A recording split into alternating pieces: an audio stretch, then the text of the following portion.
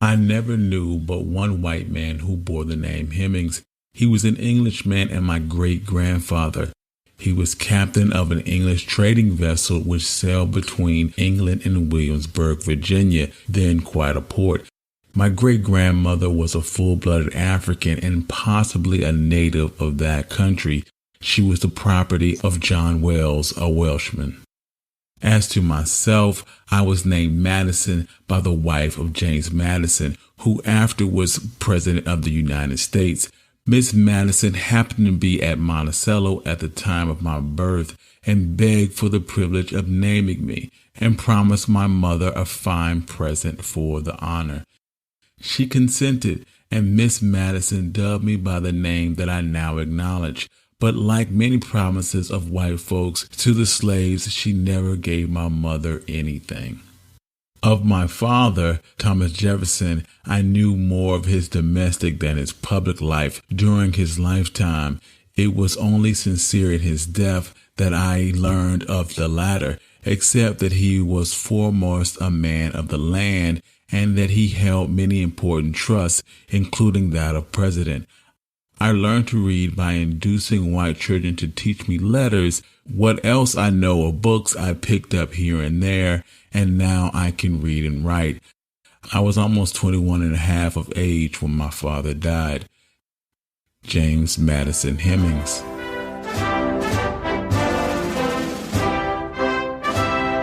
"1805 began on a rather chilly note, both in terms of the weather as well as in the political climate, as we discussed in our last episode. It was in the midst of all this that, on January 19th, Madison Hemings was born at the plantation of his father, an estate in Piedmont, Virginia, known as Monticello. Naturally, his mother was present for his first days on Earth, but his father, who had just recently been elected to a second term as president, was nearly 100 miles away in the nation's capital, Washington, D.C. 2 days after Madison's birth, President Jefferson wrote to Martha Jefferson Randolph, his daughter by his late wife, Martha Jefferson. While concerning himself in the letter about Martha's recent bout of ill health and that of his granddaughter Maria Epps, he did not ask after Sally Hemings or any members of the Hemings family, though, naturally, he would have known that Sally was pregnant the last time he saw her. He ended the letter asking Martha to, quote, "kiss all my dear little ones for me," but one can imagine that the newborn Madison would not be included in that number. This, dear listener, is where we begin this episode of the Presidencies of the United States. I'm your host, Jerry Landry. Special thanks to Country Boy of the One Mic Black History podcast for providing the intro quote for this episode. With each episode of his podcast, Country Boy introduces his audience to little-known individuals or events in Black history which had a major impact on African Americans as well as the course of American history. Recent episodes have looked at the history of the Negro League, the life of Ma Rainey, and the differing views of Booker T. Washington and W.E.B. Du Bois. I'll have a link on the source notes page for this episode, or you can search for One Mic Black History in your favorite podcast app of choice. It has always been my intention since I started the Jefferson series to do an episode on the Hemings family, and I soon settled on Madison Hemings' birth as the point in our narrative when I would do this deep dive. For Jefferson and for the nation, as the new presidential term was about to begin, it was a time that situations were beginning to change for a number of folks. For the Hemings family, though, another term in office for Jefferson meant little change in their day-to-day lives. Change for them was based on different factors, some of which they were able to control in a limited sphere, while others were beyond their control. But at the center of their lives was the same man who was, in 1805, at the center of the political universe of the United States, Thomas Jefferson. As historian Annette Gordon Reed describes, when she had an opportunity to study the original version of Jefferson's farm book, she was overwhelmed in looking through it with the reality that, quote, the course of the lives of grown men, women, and their children were set by this one man. For this episode, the focus will be on those individuals and their stories, or at least what we are able to glean from the existing historical record. We should note that, as so little of the lives and experiences of enslaved individuals in the century since the first African individual was brought unwilling to the shores of Virginia in 1619, there are many details and experiences, thoughts, dreams, and fears, the things that make a life, that are forever lost to us. Thanks to the work of many historians over the years, though, all is not lost. And through the existing records, including narratives handed down from generation to generation in families, as well as archaeological and scientific studies, we've been able to bring forward into the present the existence of individuals who those who wrote histories in the past tried to erase. Now, I do want to manage expectations at the beginning. This episode is not going to be a comprehensive study of the enslaved individuals at Monticello or even of the entire Hemings family. To do either of those larger topics justice in this medium would require a full podcast series.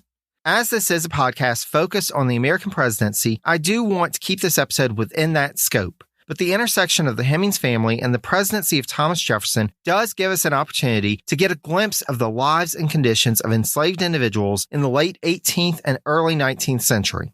I intend to keep the focus on a few individuals in the Hemings family who were closest to Jefferson, but if you are interested in learning more details, I highly recommend Annette Gordon Reed's The Hemingses of Monticello, which was a primary source for this episode. Her exhaustive research is an impressive work of scholarship into the lives and challenges of this extraordinary family.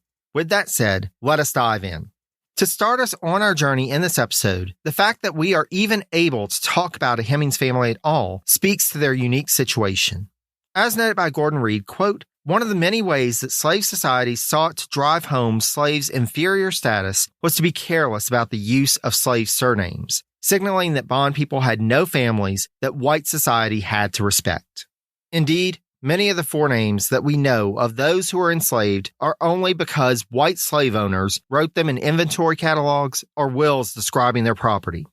As noted by historians Ned and Constance Sublette, quote, most enslaved African Americans lived and died without writing so much as their names.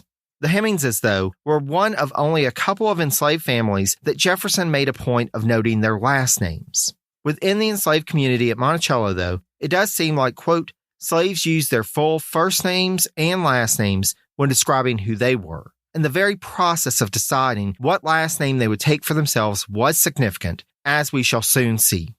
As described by Gordon Reed, quote, Elizabeth Hemings, known as Betty, was the matriarch of a family that over 4 generations numbered in the dozens. She was born in 1735 to an unnamed African woman and a Captain Hemings. As noted by Gordon Reed, quote, as the daughter of an enslaved African woman and an Englishman, Elizabeth Hemings physically embodied the strange and devastating encounter between black and white in colonial Virginia. Though little was known about her father, we know even less about her mother, not where in Africa she was from or even her name, just that, as told by her great-grandson, she was a quote-unquote full-blooded African. Captain Hemings, meanwhile, was, quote, the captain of an English trading vessel who met the mother of his child somewhere in the vicinity of Williamsburg.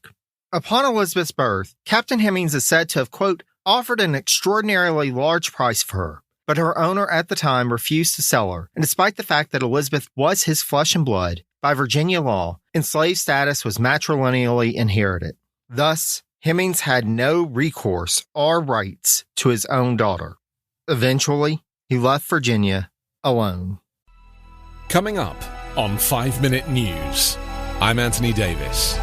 You might think it's partisan because maybe it's critical of one side or the other, but it's not. It's just the truth. And I think that's also something that's kind of unusual for Americans listening to the radio or to podcasts, because the news landscape in the States has been so partisan for so many decades. So 5 Minute News is verified, truthful, independent, unbiased, and essential world news daily. Elizabeth and her mother were owned by Martha Epps, then were transferred to John Wales as part of the marriage settlement between John and Martha in 1746. For longtime listeners of the podcast, the family names of Wales and Epps may sound familiar. Indeed, Jefferson's daughter Maria was married to Representative John Wales Epps of Virginia. While we don't have time to go into all the intricacies in this episode, just know that the Epps, Wales, Randolph, and Jefferson families would all become very much intertwined. The Eppses were early immigrants to Virginia, arriving in the 1630s, and they were a well-established family in the colony by 1746. John Wales, by contrast, was a newcomer. He had originally been born in England and immigrated over to Virginia at some point in his early life, thanks to a prominent benefactor. Though Wales would establish himself as an independent agent in Virginia and had gained enough prominence to win Martha's hand in marriage by the time he was 31, Gordon Reed notes that Wales would always be rather of an outsider in Virginia society. Quote, for all of his wealth and participation in economic activities in the Williamsburg area, Wales seems not to have made a lasting mark on the place. He was there, but not there, in some very telling ways. His relationship with Elizabeth Hemings, however, would establish a lasting legacy. As we'll see, throughout her life, it is difficult to get a definite understanding of Elizabeth's role in the various households in which she would serve, and such was the case in the Wales household. It is believed that Elizabeth served as a nurse to Wales's daughter Martha, who was born in 1748. Part of the reason this is believed to be the case is that Martha Epps Wales, Martha's mother, passed away shortly after her birth. Again from Gordon Reed, quote, "A young enslaved girl who was used to working in the house would have been considered suitable for the task of looking after a young child, or at the very least, for helping an older woman do it." Elizabeth Hemings would herself become a mother in 1753 when she was around the age of 18, and she would go on to have somewhere between 12 and 14 children. The reason for the uncertainty is that the records kept for enslaved people were not always uniform or exact for a variety of reasons. We do have confirmation that Elizabeth did at least have 12 children, and we know that these children did not all have the same father. Given the instability inherent in the life of enslaved individuals, this is not a surprising situation, nor is it surprising that some of the children had a white father. We'll go more into the lives of some of Elizabeth's children in a few minutes, but the first 4 children she had with an unknown partner who is believed to have been a black man were Mary, who was born in 1753, Martin, born in 1755, Betty, born in 1759, and Nancy, born in 1761. It was sometime around or after the birth of Nancy that circumstances changed for Elizabeth. John Wales, after the death of his first wife, had taken a second wife, but she died after giving birth to 3 daughters. Wales married again, but his third wife only lasted a year before she too passed on. Sometime after the death of his third wife, and around the time of Nancy's birth, Wales began a sexual relationship with Elizabeth Hemings. Naturally, this relationship poses us with an ethical issue. Namely, what do we call it? The term concubine has been used to describe both Elizabeth and later her daughter Sally, but while it reflects the lower status of the relationship in comparison to marriage, I have to question the implication that the relationship was fully consensual. As noted by Gordon Reed, quote, "Except in the most extreme circumstances, slave owners in Virginia were the law in their realm." While interracial sex was publicly frowned upon, it was also quite prevalent in Virginia at the time and in future generations. The firm line, however, was drawn at interracial marriage. Again, from Gordon Reed, quote, "As long as Wales did not try to elevate Elizabeth Hemings and their children to the status of white people, he would be left alone to do with his property as he pleased." That said, however, we also don't want to completely objectify Elizabeth, for, as Gordon Reed notes, quote, "The femininity, womanhood, of enslaved women is most often portrayed through their status as mothers, victims of rape, or degraded sexual objects." Though limited in her ability, Elizabeth could have actively used this relationship with John Wales to her benefit and to the benefit of her children. And indeed, even at this stage in the family's history, it seems as if the Hemings family was distinguished from the other individuals that John Wales enslaved. In his will, Elizabeth was the only enslaved individual who he listed with a last name. One item of note that suggests that the relationship brought some benefit to the Hemingses is that 2 of Elizabeth's grandchildren used a variation of John Wales's name for their children. As already stated, names were very important to the enslaved community, and we see in the Hemings family a particular interest in keeping certain names alive in the family. Again from Gordon Reed, quote, "It was their way of reinforcing family connections in a world that gave no legal recognition to enslaved families. Thus, it is interesting to see John Wales's name in that mix." Elizabeth would have 6 children by John Wales: Robert in 1762, James in 1765, Phinia in 1767, Critta in 1769, Peter in 1770, and finally, in 1773, the same year that Wales passed away, Elizabeth gave birth to a daughter named Sarah, who is better known to history as Sally. Wales's death, as often happened for enslaved individuals, brought with it a period of uncertainty. Indeed, we saw this with Gabriel in episode 2.21. When a master died, there was a great deal of trepidation about whether families would be split apart or what the new conditions would be for the enslaved individuals. Everything could be turned upside down in a moment for those enslaved, and they legally had no say in what happened. Luckily for Elizabeth and her children, in the immediate aftermath of John Wales's death, they were not separated. Instead, They were inherited by Wales's daughter Martha, who, by that point, was married to a young Virginian named Thomas Jefferson. Thus, by Virginia law, they became Jefferson's property. Originally, the Hemingses were moved to Guinea, which was a farm in Amelia County that John Wales had owned. Before too long, they were moved to Elk Hill in Goochland County. Ultimately, though, one by one, they were moved to the estate, which would become the family home for decades afterwards, Monticello. Before we switch gears to discuss her children, let's continue with Elizabeth's story for a minute longer. After she was moved to Monticello, Elizabeth would have a relationship with Joseph Nielsen, the white chief carpenter at the plantation, and their son John was born in 1776. Her final child, Lucy, was born in 1777, but it is not known for certain whether she too, like John, was Joseph Nielsen's child. Either way, Nielsen, by the time John was 3, had exited their lives, leaving his position at Monticello. Nielsen would ultimately marry another woman, and the two would establish a household in nearby Charlottesville. Again, as with her time in the Wales household, it is uncertain as to what role exactly Elizabeth served at Monticello. It is believed that she was likely responsible for tending to Martha Jefferson's children, and there is an indication that later in life, she was responsible for looking after her own large number of grandchildren. Elizabeth was given a residence on down the mountain from the main house, which, though significantly larger than the residences of some of the other enslaved individuals that lived closer to the main house, was still at 170 square feet small compared to other contemporary slave quarters in Virginia. Most of her socializing with family, friends, and neighbors, as well as meals, would have taken place outside. To that end, it is known through archaeological excavations of the site of her residence that she, quote, accumulated a good quantity of consumer goods that she seems to have purchased herself. As noted by Gordon Reed, quote, she seemed to favor blue and had distinct preferences about the types of wear she used for different purposes.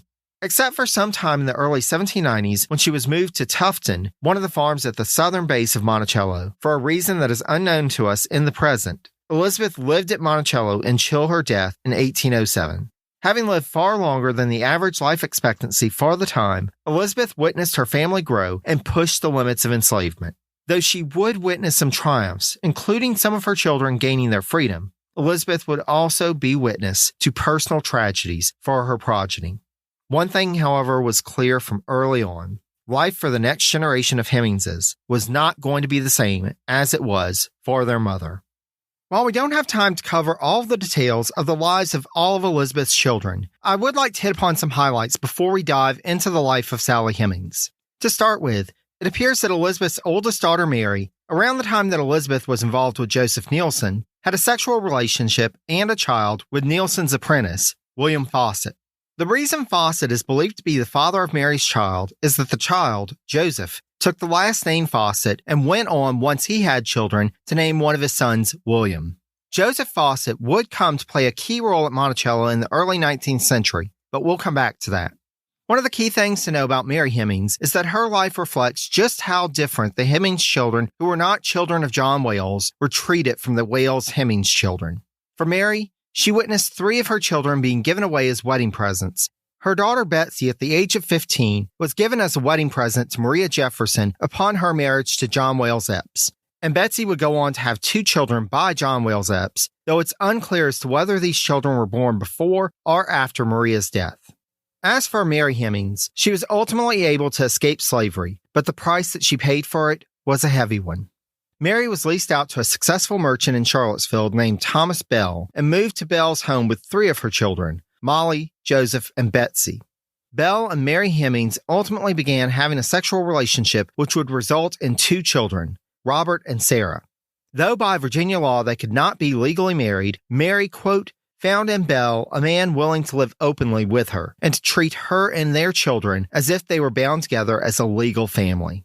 It seems like Charlottesville society accepted the arrangement between Bell and Hemings, as Bell would grow to become a prominent member of the community and would also form a strong friendship with the leading figure of the community, Thomas Jefferson. When Jefferson returned from his time in Paris, Thomas Bell approached him about purchasing Mary and their children.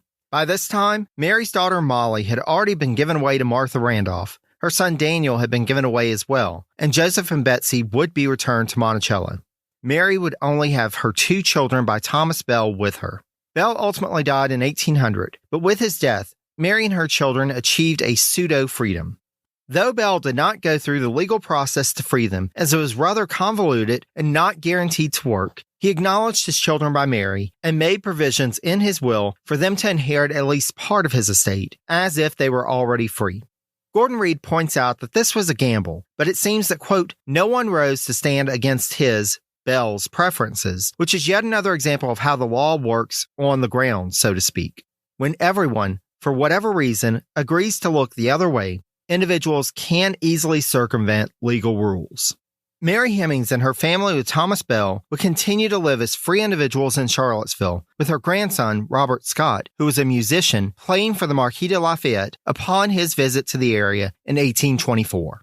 Martin Hemings, Elizabeth's oldest son, was around the age of 17 or 18 when he became the butler at Monticello. As described by Gordon Reed, Martin, quote, had the reputation for being the most difficult of Elizabeth's children, from the perspective of a slave owner, and aggressive. Jefferson family tradition cast him as the prototypical surly manservant, whose saving grace, in the eyes of whites, was his extreme loyalty to Jefferson. It was Martin who was left in charge of Monticello when Jefferson fled from the advancing British in 1781. As was the case with the oldest Hemings males, Martin was given a good amount of freedom to leave Monticello and seek work for himself, on the condition that, when Jefferson called for him, he would return. To this end, Martin went out into the world to find work, even at one point hiring himself out to James Monroe as a butler. Ultimately, though, Jefferson and Martin had a falling out, and in November 1792, Jefferson wrote that Martin had asked him to arrange for him to be sold to someone else.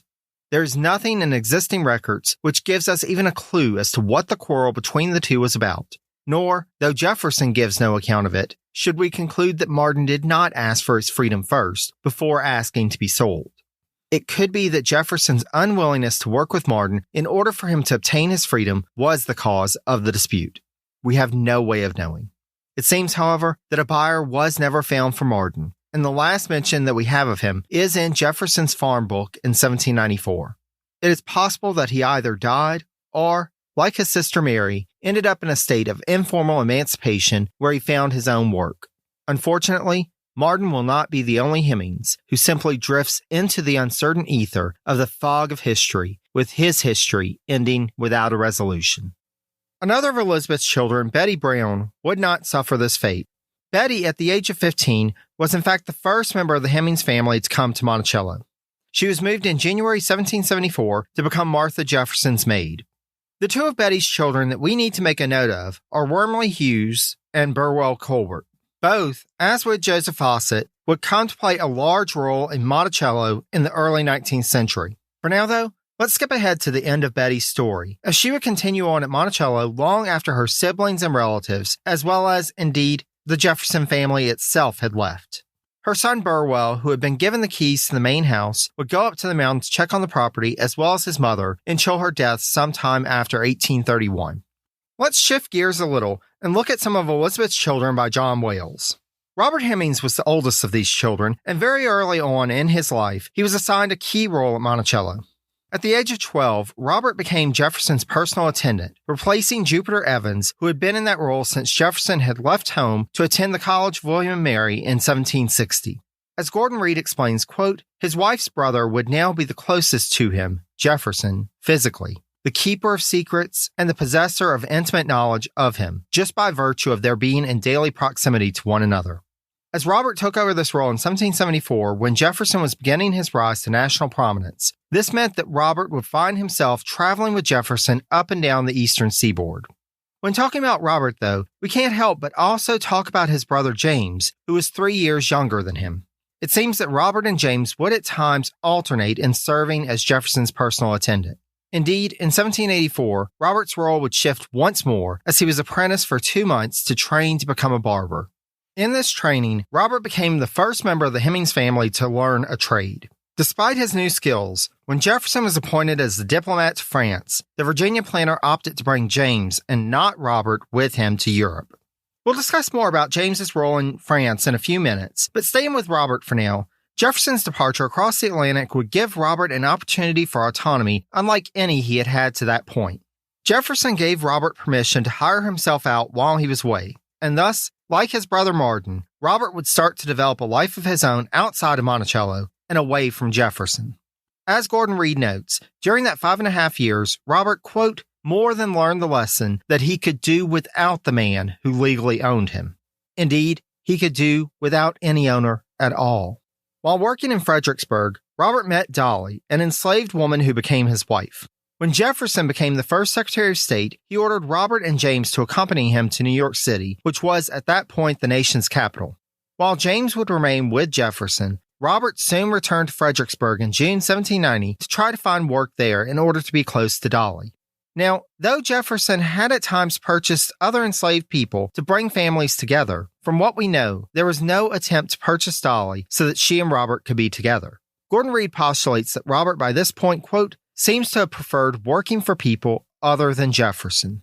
1794 would be a pivotal year for Robert. By that point, Dolly was living in Richmond, and Robert worked with her owner, Dr. George Frederick Strauss, to devise a plan to achieve his freedom. The plan was that Strauss would purchase Robert from Jefferson, and then Hemings would repay Strauss for the expense.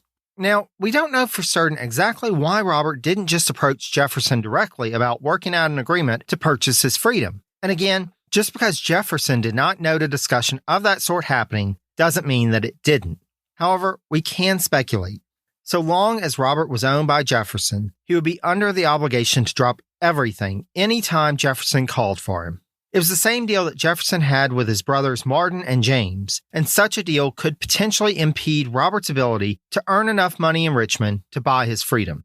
By working through Strauss, Robert would be settled in Richmond and could apply himself fully to the task. Indeed, it would ultimately only take Robert 9 months to repay Strauss and earn his freedom, the first member of the Hemings family to do so. However, Jefferson was incensed when he was told of the plan. As noted by Gordon Reed, quote, Hemings sought to effectuate his emancipation working with a third party's involvement that automatically put the third party, Strauss, on a par with Jefferson. He had been talking with someone besides Jefferson about his future. Jefferson felt that he had treated Robert and his brother James well over the years, giving them a certain amount of freedom, and had earned their unquestioned loyalty. As Gordon Reed writes, quote, one wonders whether it ever crossed Jefferson's mind that they would want to be free, that these young men's experiences had created expectations that could never be fulfilled so long as they remained enslaved to him. Despite Jefferson's objections, by September 1795, Robert Hemings was a free man. At some point, Dolly, as well as their children Elizabeth and Martin, were emancipated, and the family opted to remain in Richmond. Despite being trained as a barber, Robert would earn his living with a fruit stand, which would give him an opportunity to interact with many folks in and around the Richmond area. It is believed that at some point Robert sustained an injury in one of his arms, which kept him from earning his living as a barber, but we have no verified details as to the nature of this injury. After his emancipation, Robert continued in the years and decades to come to travel to Monticello to visit with his family, and he also maintained a relationship with Jefferson. Finally, in his late 50s, Robert Hemings died as a free man in 1819. The life of Robert's brother James, meanwhile, took a divergent path. At 19, James was brought to Paris by Jefferson in order to study French cuisine. He began his training in December 1784, but in order to be trained by French chefs, James also had to learn to speak French. Unlike Jefferson or his daughter Patsy, who had studied the language back in Virginia, James Hemings had to learn the language on the ground in France. Though Jefferson made wisecracks about James' linguistic skills in letters back to the U.S., Hemings learned enough French that by February 1786, he completed his apprenticeship and transitioned to more focused studies of French pastry making, studying under the chefs of French elites and nobles, including the chef for the Prince de Condé. In addition to learning culinary techniques and putting them to use in Jefferson's service, Hemings also hired a tutor in the latter part of the 1780s in order to, quote, learn more formal French. Hemings was able to pay for the tutor as well as other amenities while in France because Jefferson paid him a regular wage for his services. And indeed, the rate that Jefferson paid Hemings was above the going rates for cooks in Paris at the time. While Jefferson did at times pay wages to enslaved individuals in Virginia as well for their labor, Jefferson had a particular reason for wanting to keep James Hemings content while the two were in Paris. Namely, James Hemings could easily have become a free man in France. In Paris, enslaved people who were brought to the city could petition the Admiralty Court for their freedom. And during the entirety of the 18th century, the Admiralty Court had granted every petition for freedom. As James did interact with others in Paris, including members of the black community in the city, it is most likely that Hemings would have been aware of this.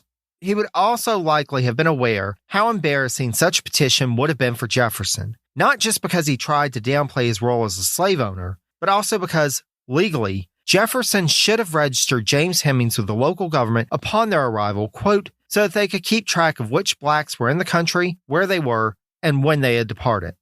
Though the system was very lax and often not enforced, Jefferson was in the nation as an official representative of the U.S. government. His defiance of the law being made public could strain relations between the U.S. and France. For the 5 years he was in France, it seems that James was content with the situation. As noted by Gordon Reed, quote, Hemings had free movement, as he did in Virginia, and was able to take part in Paris's many public spectacles, with Jefferson paying for necessities, clothes, a watch, shoes, and food. Hemings could use his money for his own purposes. For people like Hemings, those at or near the bottom of the social scale, there was much more to do, many more ways for him to assert himself in Paris than existed back in Virginia. By early October 1788, James Hemings officially became Jefferson's chef de cuisine at his residence in Paris, putting him in full control of the kitchen, as well as the assistants working in it. Again from Gordon Reed, quote, his position made him responsible for every success and failure regarding a critical component in that diplomatic household. Jefferson entertained on a large scale, as he did throughout his life. Hemings' talents were on constant display at meals that could be for a few people or for up to 30. Ultimately, though, Jefferson's time in Paris had to come to an end, and as Jefferson planned to return to the United States, James had a decision to make.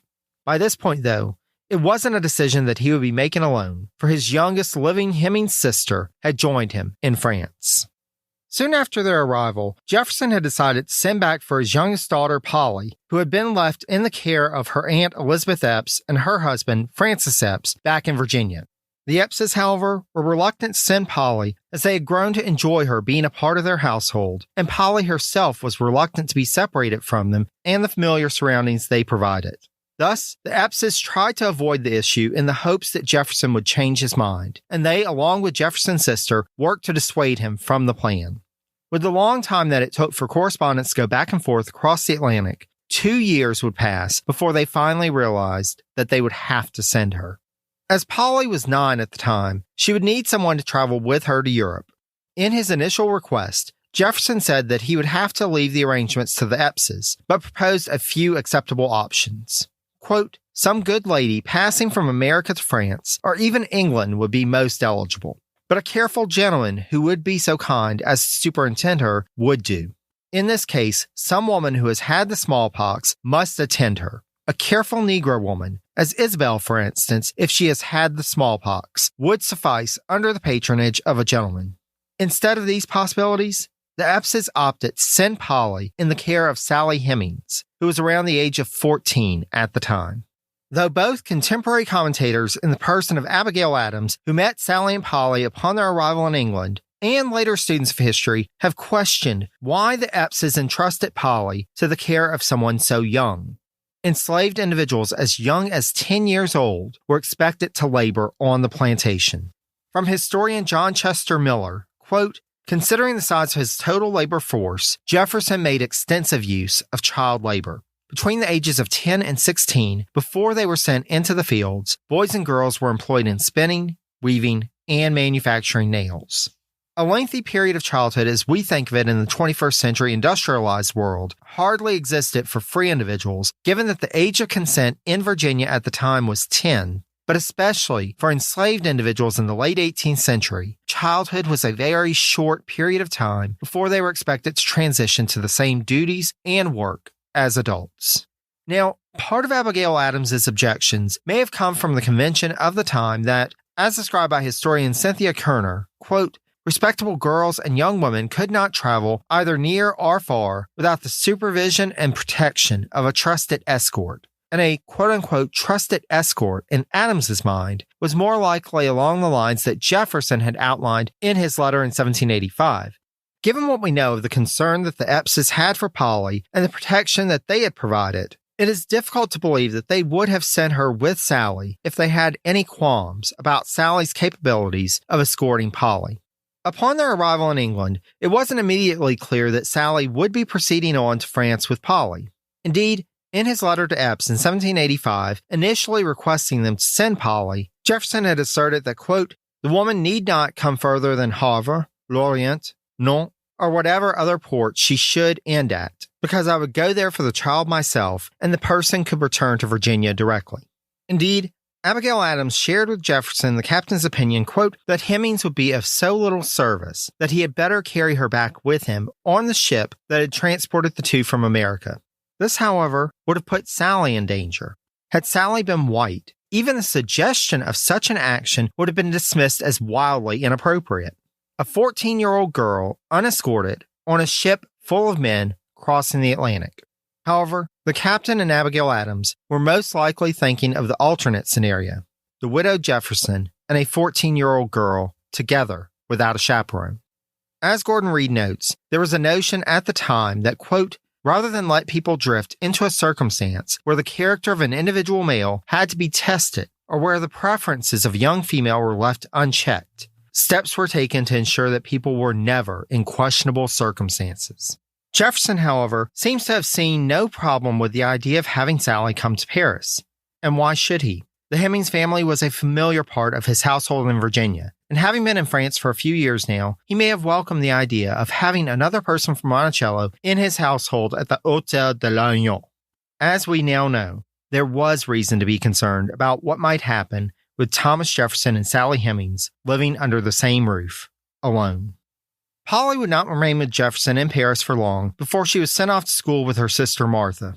As there might have been questions about Sally had she gone off with Polly due to her, like her brother James, not being officially registered with the French government upon her arrival, Sally would stay with Jefferson. But what exactly her role was in the household at the time is a bit unclear. Again from Gordon Reed, quote, having no apparent role in the operations of the residence for long stretches of time, she, Sally, was essentially cast as an observer, watching what other people did to make things run smoothly at the place. From her perspective, that may not have been at all a bad thing, rather a source of immense joy, as her non-essential status left her free to experience her new surroundings in more of her own way. It was a transition period for Sally, quote, from doing a job that was closely associated with young slave children to playing a more adult role.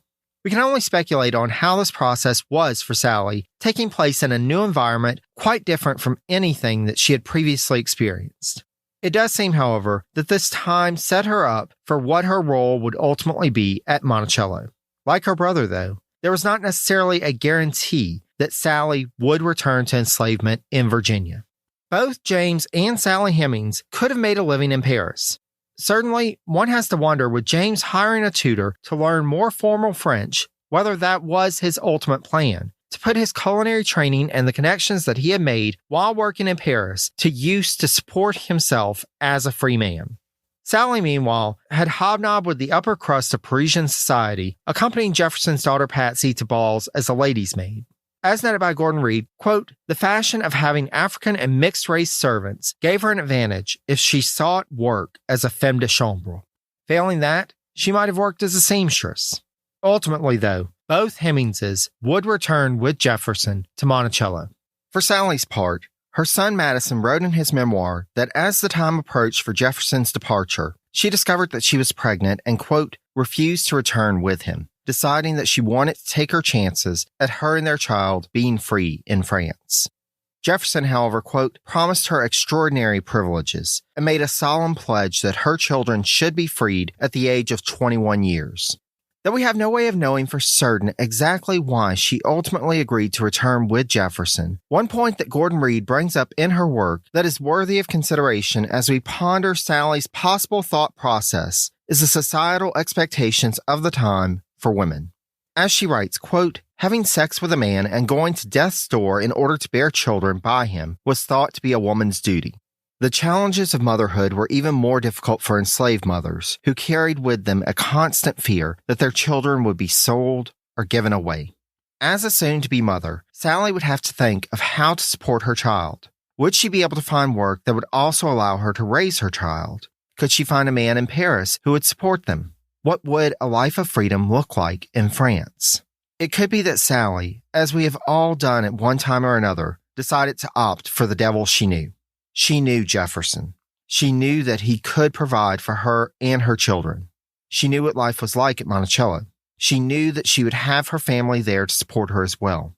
It was a risk, as she would have known that Jefferson was under no legal obligation to fulfill his part of the agreement. However, she also knew Jefferson. He had been in her life for the entirety of her life to that point.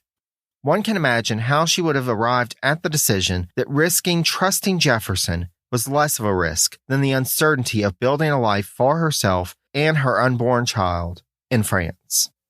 There's also the possibility that there was a genuine affection between the two. Certainly, one has to ask why Jefferson, who could have chosen any of the women that he enslaved as a companion or a sexual partner, wanted Sally Hemings specifically. In the living arrangements established upon their return from France, Sally would be a visible presence in the main house, though she had little interaction with guests. If Jefferson had wanted, he could have established her at a house at one of his nearby farms and visited as often as he liked. However, he wanted Sally Hemings as a part of his daily domestic life.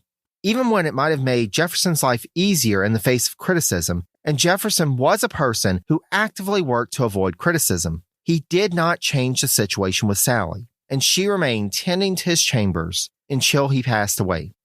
We're getting a bit ahead of ourselves here, so let's close out this section with a quote from Gordon Reed. Quote, "Whatever the notion that Hemings and Jefferson may have loved each other makes us think of them as individuals, the idea of their love has no power to change the basic reality of slavery's essential inhumanity." As for James Hemings, he too decided to return with Jefferson to the United States, but his situation was a bit different. While we have more evidence in primary documents as to Jefferson's reasons for wanting James Hemings to return, namely that he had had James trained as a French chef to serve in his household and wanted that to continue upon his return to the States. In order to understand James's reasons for agreeing to return, we must understand that when Jefferson left France in 1789, his plan was to return to continue to serve as U.S. Minister to France. With that, it was expected that James would return with him, though Sally would likely remain at Monticello. Thus, for James, the decision wasn't as much of a now or never proposition. If he came back to Paris with Jefferson, he would yet again have the possibility of obtaining his freedom and remaining. In the meantime, he would continue to earn pay from Jefferson that might make his transition to life as a free man in Paris a bit easier. However, once they arrived back in Virginia, Jefferson was greeted with the news that the new president, George Washington, was asking him to join his cabinet as the first Secretary of State. Jefferson's acceptance of this post meant that James Hemings would not go back to Paris, but rather would travel with Jefferson to establish his new household in New York City, the capital of the nation at that time. For Hemings, a key difference in this change of plans is that now he would be going with Jefferson to yet another slave state instead of the land of freedom that France could have been for James. At some point, however, James Hemings had another ace up his sleeve to play. It's not clear as to when exactly they came to an agreement, whether it was back in Paris or sometime after the return to the States. But Thomas Jefferson and James Hemings reached an understanding that Hemings would get his freedom if he trained another person at Monticello in French cuisine. James would remain in Jefferson's service during his tenure as Secretary of State, even when the capital moved to Philadelphia. Unlike President Washington, who was so concerned about the gradual emancipation statute in the state of Pennsylvania that he made up reasons for the enslaved people in his household to return to Mount Vernon every 6 months, Jefferson was so unconcerned that he and Hemings would remain together in Philadelphia for long periods of time. The deal, whether it was made at the time that Jefferson was preparing to leave the State Department or it had been agreed to earlier, was put in writing on September 15, 1793.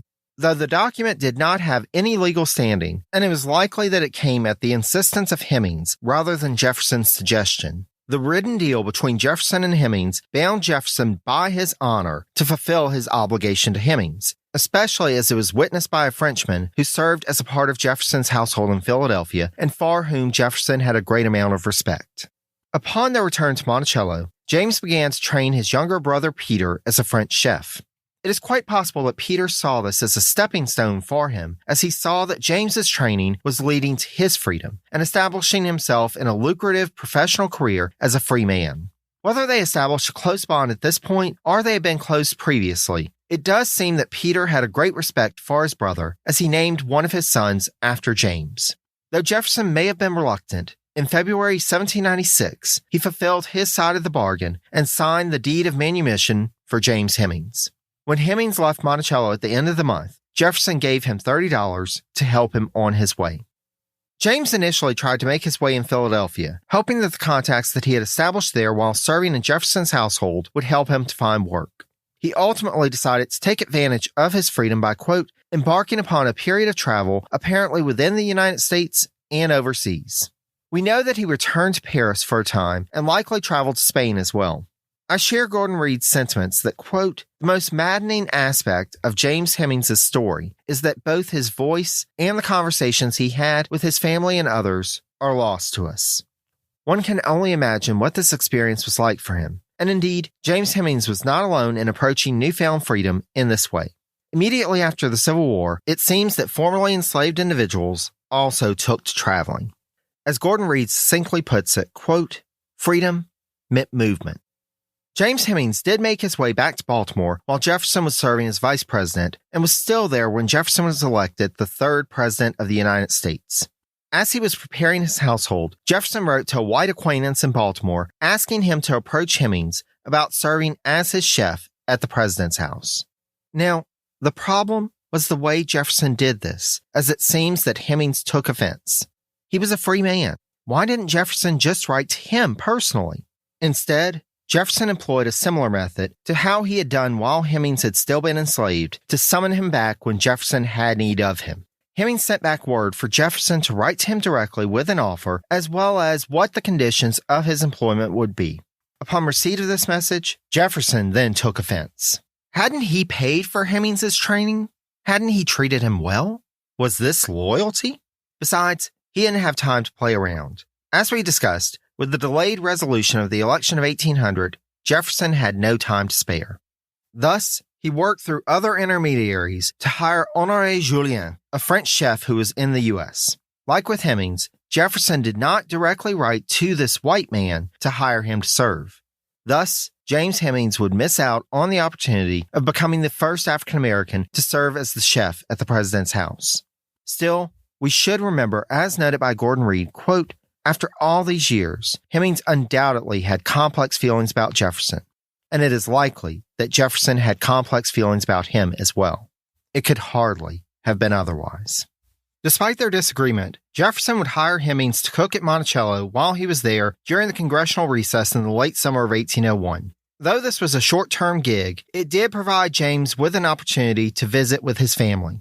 Unfortunately for everyone, when Hemings left in September, it was likely the last time he was seen alive by any of his family members. In late October or early November, Jefferson received word that James, who, quote, had been delirious for some days previous, had died by suicide. The report that Jefferson received was that Hemings had been drinking heavily prior to, but the president interpreted this news as evidence that Hemings, quote, was not truly prepared for freedom, and, quote, if he, Hemings, was not prepared, then none of Jefferson's slaves was prepared. In the end, not freeing them was a true blessing. With a 21st century understanding of mental health, we can better understand the mental and emotional strain that a life in enslavement, and then, even when freed, facing systemic racism everywhere he went, may have caused for James. Also, unlike Martin or Robert, it doesn't seem that James ever had a wife or family. Though some thrive with solitude, to others, it is a painful experience emotionally. Whatever the reason for the loss, James Hemings' memory would be preserved in the Hemings family as, quote, the name James was given to several nephews and passed down the family, perhaps long after all memory of the man had been lost.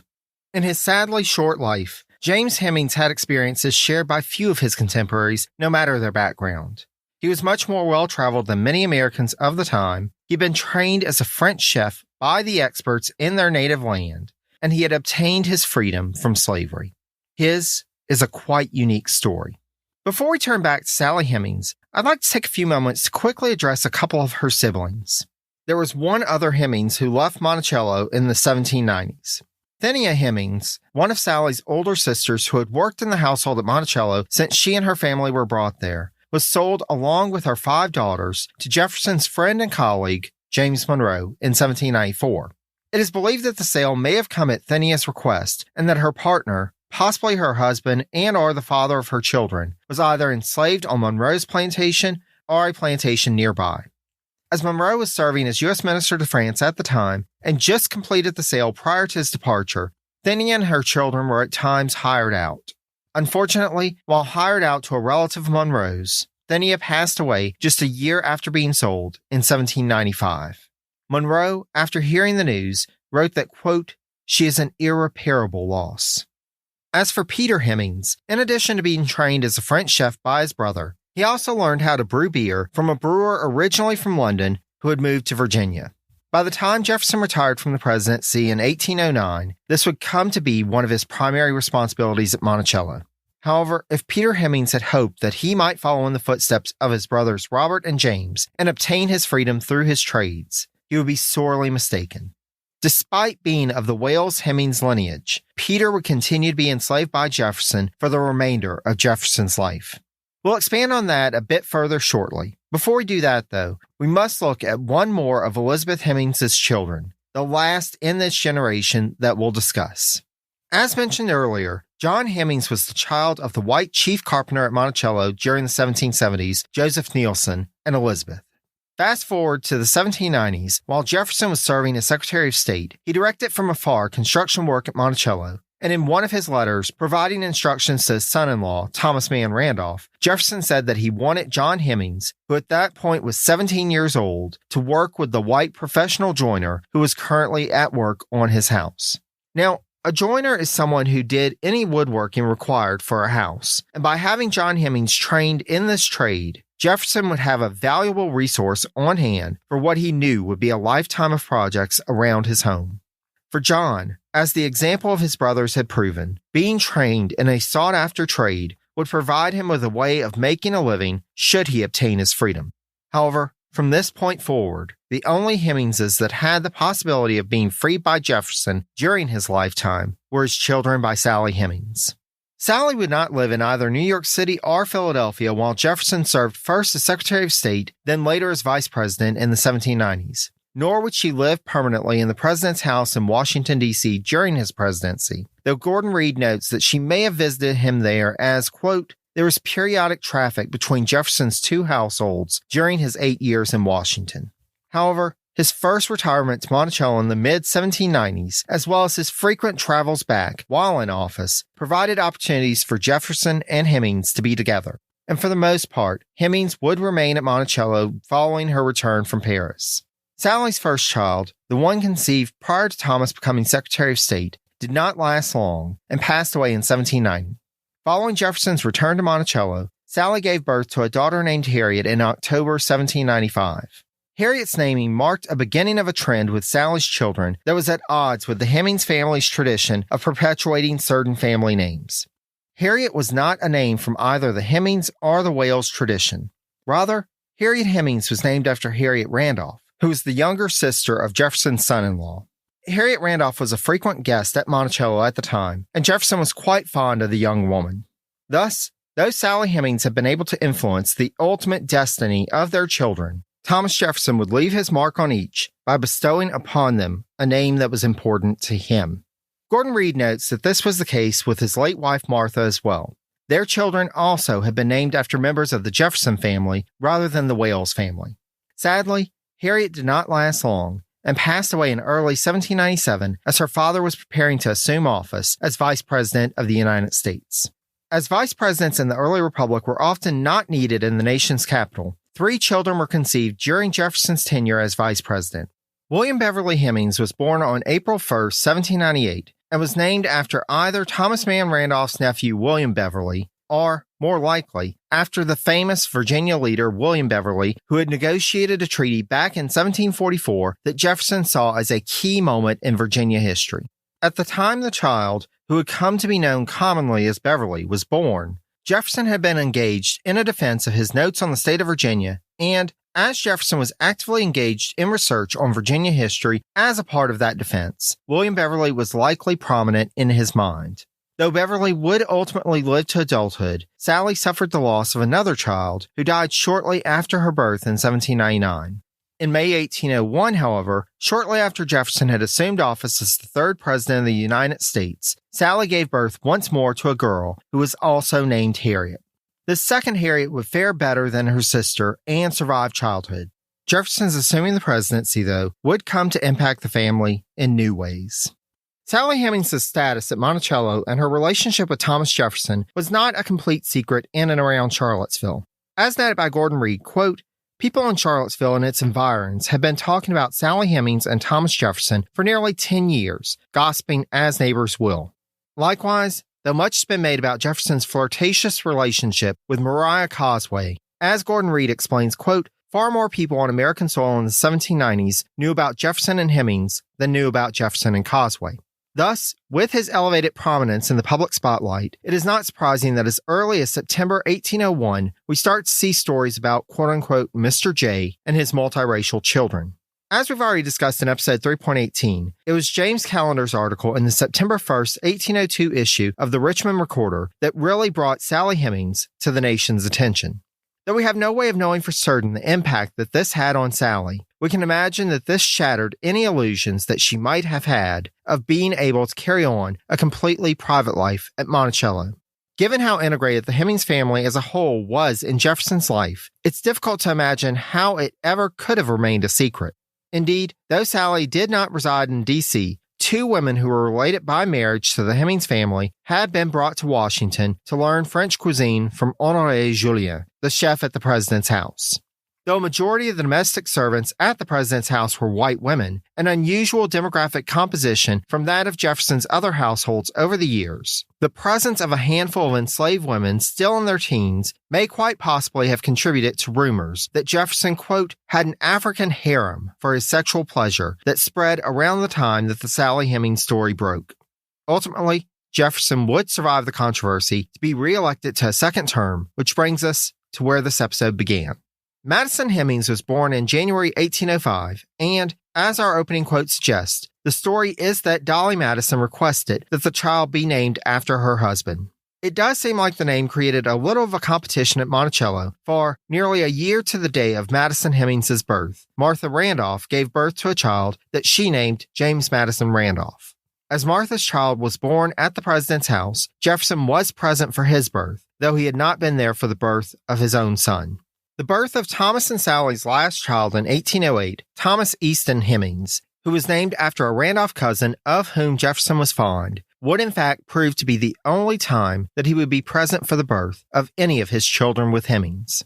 Going back to James Madison Randolph for a second, though this birth has often been cited as the first child born in the president's house, that honor actually goes to the child of Ursula Granger, one of the enslaved women that Jefferson brought with him to Washington when he became president. She was pregnant upon her arrival in the city and gave birth to her child at the president's house at some point prior to March 22, 1802. Jefferson's final retirement from public office in 1809 would change much, both on a personal level as well as a national one. But upon his return to Monticello, it meant for the former president that he would return to a life surrounded by members of the Hemings family. For the Hemingses, though, life at Monticello would not be what it was prior to 1801. While Jefferson was away in Washington, there was relatively little for the Hemings women to do in terms of their daily responsibilities in the household. Jefferson's return, however, brought not only Martha Randolph and her children to live full-time at Monticello, but also was the beginning of a constant deluge of visitors for the next nearly 2 decades. The enslaved women that Jefferson had trained under Honoré Julien took charge of the kitchen at Monticello from Peter Hemings and would have to prepare multiple meals a day for the residents and the guests. Meanwhile, other members of the Hemings family would be tasked with, quote, changing linen, making beds, and lighting fires for guests. Beyond just serving guests who stayed at Monticello, they also had to deal with people who would come to the grounds and, quote, peer through the window panes, trying to glean all they could about Jefferson and his life. All of the residents on the mountaintop at Monticello were now under a magnifying glass. It does seem, however, that Sally was by and large able to focus her attention on raising their children. As they grew older, all three of her male children, Beverly, Madison, and Easton, would serve as apprentices to their uncle, John Hemings. In this role, not only did they learn a trade under the influence of someone who became a surrogate father in a way that Jefferson, with so much public scrutiny, could not openly display, they also traveled with John Hemings at Jefferson's direction to work at his retreat, Poplar Forest. We can imagine that this extended time away from Monticello started preparing them for a permanent detachment from that estate, which had been their family's home for decades. In addition to John Hemings' role as chief carpenter and mentor to his sons, Jefferson would come to rely on other members of the Hemings family in new roles in his retirement years. Joseph Fawcett, the son of Mary Hemings and William Fawcett, started working at Monticello as a nail boy in Jefferson's nail factory and distinguished himself enough to become the foreman of the factory by 1799. However, Jefferson had larger plans for Fawcett. Beginning at age 16, Fawcett began training as a blacksmith. Just because Jefferson thought highly of Fawcett did not mean that he was always considerate of him. Indeed, Fawcett's wife Edith was one of the enslaved women that Jefferson brought with him to the president's house to be trained in French cuisine. In a time before modern communication and against their will, Joseph and Edith were separated for long periods of time, and, at times, even when Jefferson returned to Monticello, Edith would be ordered to remain in Washington. In 1806, Joseph had enough and escaped from Monticello. He made his way to the president's house and to Edith, but the two were not together long before the slave catcher that Jefferson sent after Fawcett apprehended him. Though Jefferson was not happy with Fawcett for some time, ultimately, his knowledge of Fawcett's skill outweighed any displeasure over the escape, and less than a year later, Fawcett was made head of the blacksmith shop at Monticello. For the remainder of Jefferson's life, quote, Fawcett was at the very center of activity on the plantation. He made things that were indispensable to life on a farm in the early 19th century. In addition, Fawcett's services were available to other farmers and residents in the vicinity, and the blacksmith shop, quote, was a business that turned a modest profit for Jefferson. It made money for Fawcett, too. Both Jefferson and Fawcett would have need of any money they could get their hands on, but we'll get to that shortly. As with Fawcett, Burwell Colbert, a son of Betty Brown, would also suffer from long separations from his wife. Like his uncles Robert and James Hemings, Colbert was at an early age put in the role of Jefferson's personal servant, though he also gained experience as a painter and glazier. Unlike Robert and James, however, Jefferson did not bring Colbert with him to the president's house to serve as his attendant, instead hiring a white man for the role. Also, whereas Robert and James had been given the freedom to leave Monticello and find other work when Jefferson did not need them, Colbert, at Jefferson's order, was given money from the overseer at Monticello as needed while Jefferson was away. Though he did not have that type of freedom that the earlier generation of Hemingses had enjoyed, Colbert did build a life for himself at Monticello with his wife Critta. Once Jefferson retired from the presidency and started traveling regularly to Poplar Forest to get away from the onslaught of visitors at Monticello, Colbert, as Jefferson's personal servant, would also be forced to travel to Poplar Forest, separating him for good periods of time from Critta. Moreover, the only word that we know he received about his family was secondhand, as members of the Jefferson family wrote back and forth between Monticello and Poplar Forest. It was in this method that Colbert learned of his wife's death.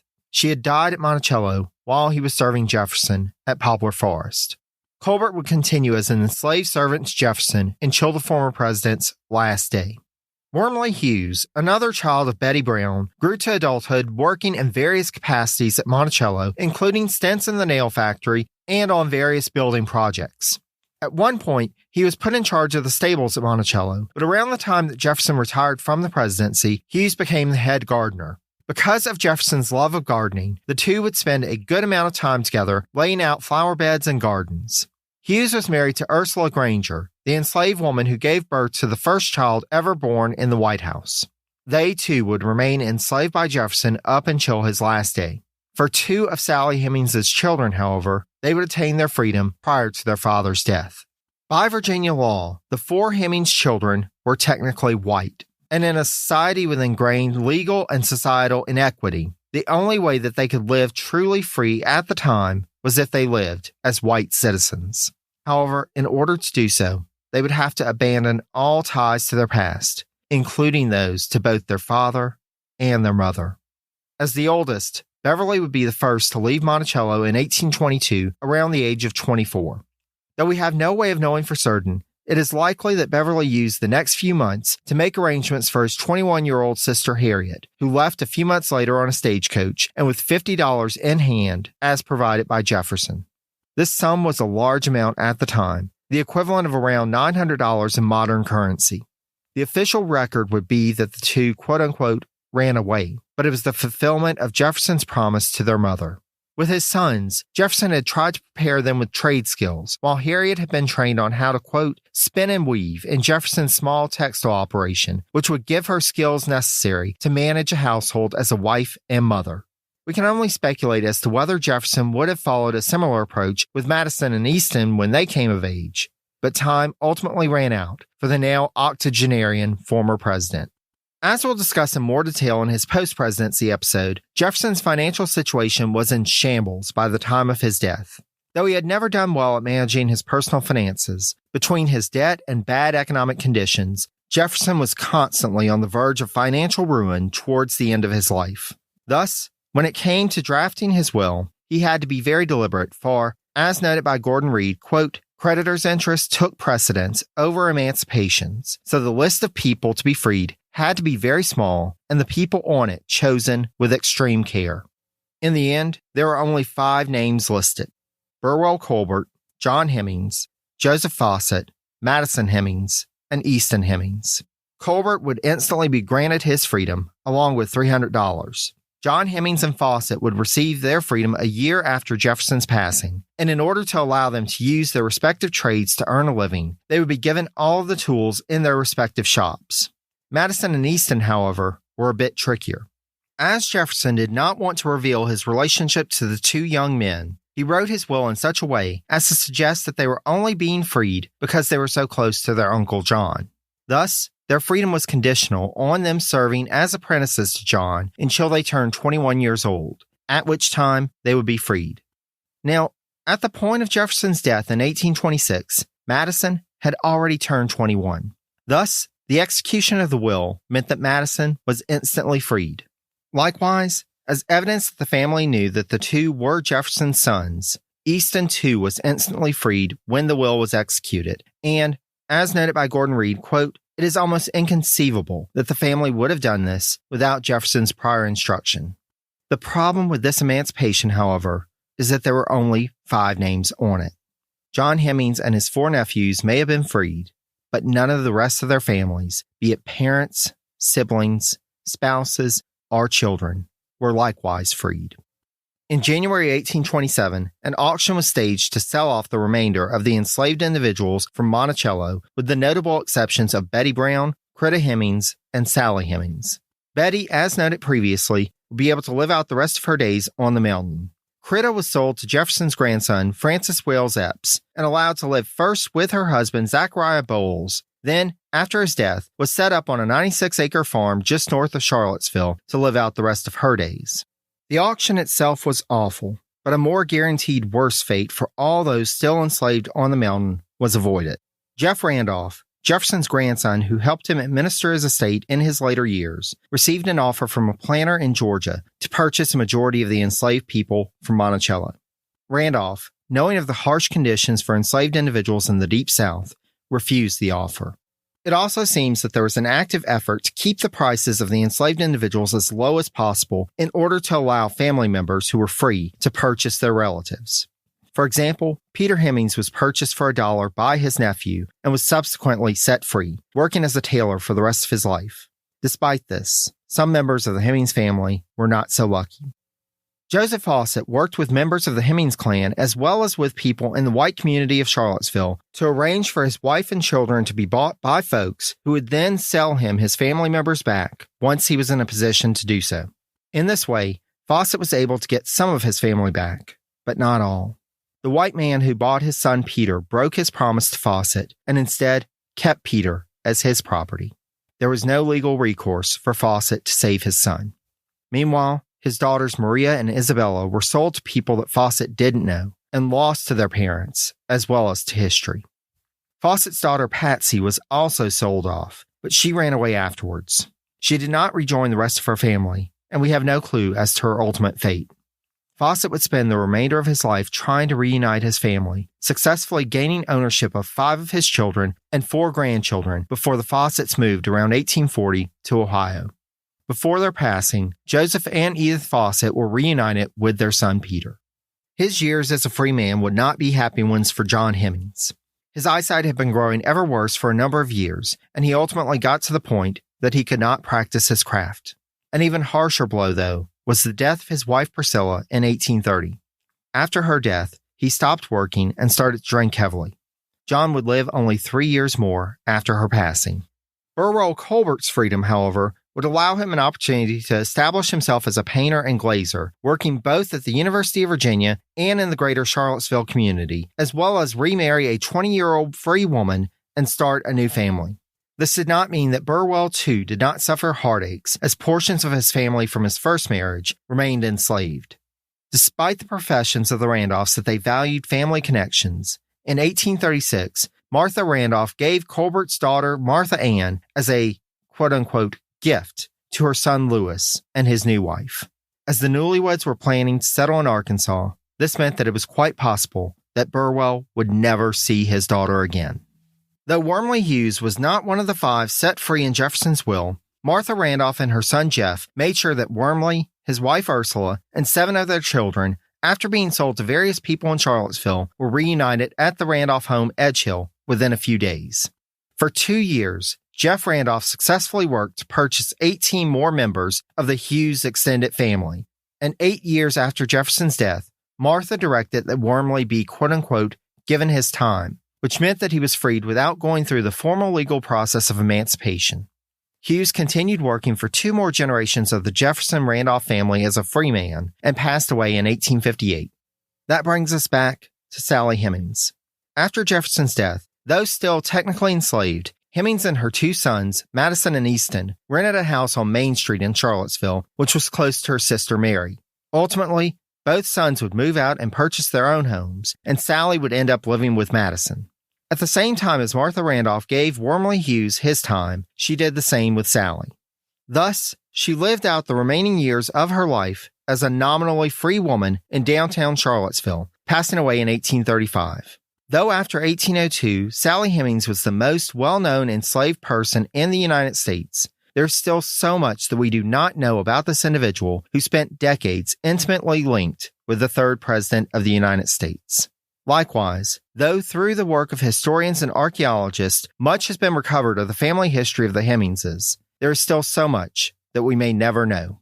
Even 2 of Jefferson's children, Beverly and Harriet, disappear into the white world of their time and are lost to the family's history. Easton went on to have children and lived for a while as a free black man, but ultimately made the decision to join the white community when, quote, it became apparent that his children's lives would be severely circumscribed if they continued to live as people of color. Both Easton and Madison ultimately moved to Ohio with their families. Easton passed away in 1856, while Madison lived to see the nation that his father served as president split apart and come back together. In March 1873, his account of his history, as well as the history of the Hemings family, was published in the Pike County Republican in Ohio. His claims about his parentage, however, would be denied by Jefferson's white family, as well as students of history who sought to put Jefferson on a pedestal until DNA evidence in the late 1990s corroborated the Hemings' claims. As we have seen in this episode, though so many over time have tried to leave them out of the story, without discussing the Hemings family, we would not be able to completely understand Jefferson and his life. This family, and certain members of it in particular, were part of his day-to-day life for the majority of his days. The complex ties of enslavement and blood that joined all of them together in their lives continue to join them in the annals of history. And this family that was present for, but separate from, some of the key events of the early republic tells us much about that time in our nation's history and the legacy that we struggle with even in the present day. With that, it's time to wrap up this episode. Special thanks again to Country Boy for providing the intro quote for this episode, and be sure to check out One Mike, a Black History podcast, wherever you get your podcast. A link to his podcast, as well as source notes for this episode, can be found on the website at presidencies.blueberry, that's BLUBRRY.com. Special thanks also to our audio editor, Andrew Foncook. As I'm hoping to pick up the pace in making my way through the Jefferson series, his assistance is going to be invaluable. If you would like to get Andrew's assistance for your podcast or any other audio editing project you may be working on, he can be reached at PANKACE, that's all one word, at gmail.com. His email address can also be found on the source notes page for this episode. If you'd like to reach out to me, I'd love to hear from you. You can reach me via email at presidenciespodcast, that's all one word, at gmail.com. You can also connect with me on social media if you don't already. I can be found on Facebook at Presidencies, on Twitter at Presidencies89, and on Instagram at Presidencies Podcast, again, all one word. If you like what you've heard thus far, please take a moment to leave the podcast a rating and review on Apple Podcasts, Podchaser, or any other platform that has that capability. Ratings and reviews help us to reach a larger audience and provide a great testimonial as to why someone searching for a new podcast should give Presidencies a try. Finally, thanks to all of you for listening. Until next time, stay safe and healthy, be kind to one another, and take care, dear friends.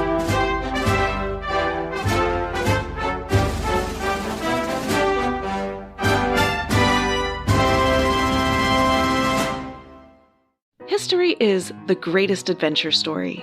But does it ever leave you wondering what the women were doing all that time? This is Lori from the Her Half of History podcast, and the answer is that some women were seizing power, or escaping slavery, or spying for their country, or creating artistic masterpieces, while countless others were doing the laundry, getting married, and wondering why their clothes don't have more pockets. If you would like to hear the stories of women doing all of those things, check out Her Half of History at herhalfofhistory.com or wherever you get your podcasts.